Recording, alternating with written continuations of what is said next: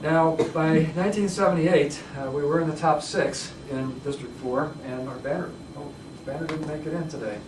Well, there goes part of my speech. But on that banner, you will see the fact that we had President's Distinguished Club ribbon. It was pink or orange or something in those days, unlike the dark blue today. But it was, we were in the top 6, and that's how they recognized clubs in the district at the time. And we were in the top 6 again the following year. In 1979, March of 1979, we peaked out at 39 members. That was the highest number we had at the time. And we were the 5th largest club in District 4 at that time. Membership stayed pretty high in the upper 30s right on through about 1982, and then, as often happens at Toastmasters clubs, there was a slump, and the attendance went back down into the membership went back down into the teens. And even in the late 1980s, came back a little bit and stabilized between about 15 and 25 members. So there was a period of about, let's say 8 or 9 years there where we were just kind of the average run-of-the-mill club in terms of attendance.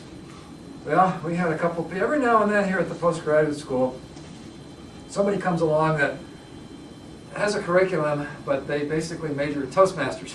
And we've had a few people like that, and it really helped the club come back. And in 1990, we had a real rejuvenation, and we had a Marine officer by the name of Dan Elric, and he's the guy I always allude to in my parliamentary talks where when he ran for treasurer, he threatened to go to Bolivia with the treasury. He was a really funny guy. He became president, and he was followed by Kurt Johnson. And Kurt really elevated the club. Kurt was Afro-American, and he had every single Afro-American student in the NPS in the club by the time he left. So we were up 47 members at one point. And at that time, the 1990-1991 year, when you go to the Distinguished Club Plan, right now we talk about 10 goals. In those days, you got points for everything you did. And you could accumulate 20,000, 30,000 points in the course of a year. And we were, in our category of the 20 to 29 member clubs in the world, there were about 3,500 of them, and we were number 11 in the world that year. And a couple of years later, in 1993-94, we were number 27 in the world. Another president along that time was an Army captain by the name of Bob Payne, and he majored in Toastmasters. And an amazing guy. He became a major, and we referred to him as a Major Payne. So, that was supposed to be funnier than that. Later we had other Toastmasters that had come in from other clubs. Steve Sloan, who's president, went on to become area governor in the mid-90s, and he and I still communicate with each other. He lives in Mississippi now. And in the mid-90s, we got back into the 30s again, so we competed in a different category.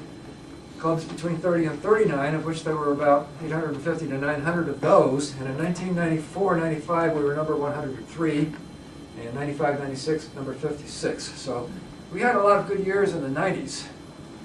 And we kind of, I don't know, we just kind of skated through the rest of the 90s, doing fairly well. Arnie joined the club in 1998. Sorry he's not here to hear all this today. But then we had a major challenge. And the major challenge was 9/11.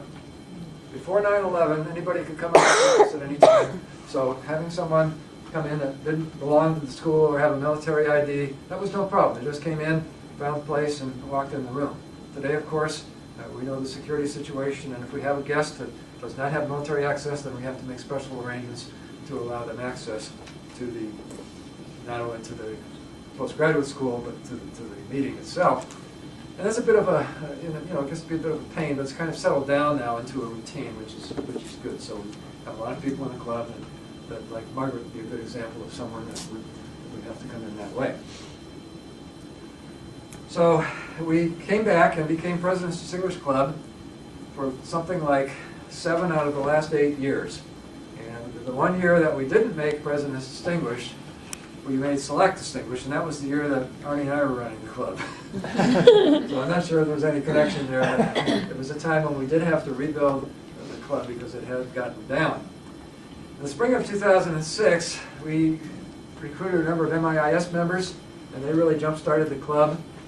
That helped, and then those of you who were here remember Brendan Epps. He joined, became president, brought so many guests that we had the record attendance with 20 members and 15 guests on the 29th of September 2006, which broke the 1978 record. And on 30th September of 2006, we actually had 30 or 50 members on the books. And we dropped a few of those with the dues report. But since that time, we've been running 30 to 40 members fairly routinely.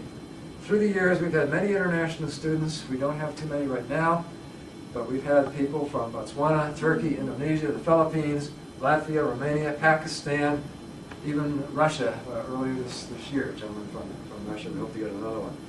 So in summary, we excelled in our club by number 1, becoming an open club, 2, encouraging diversity, 3, following the Toastmasters program, and 4th, setting the standard for a Toastmasters club.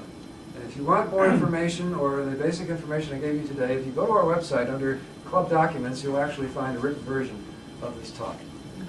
I was going to turn it over to the Toastmaster, but that's a problem. So thank you for all I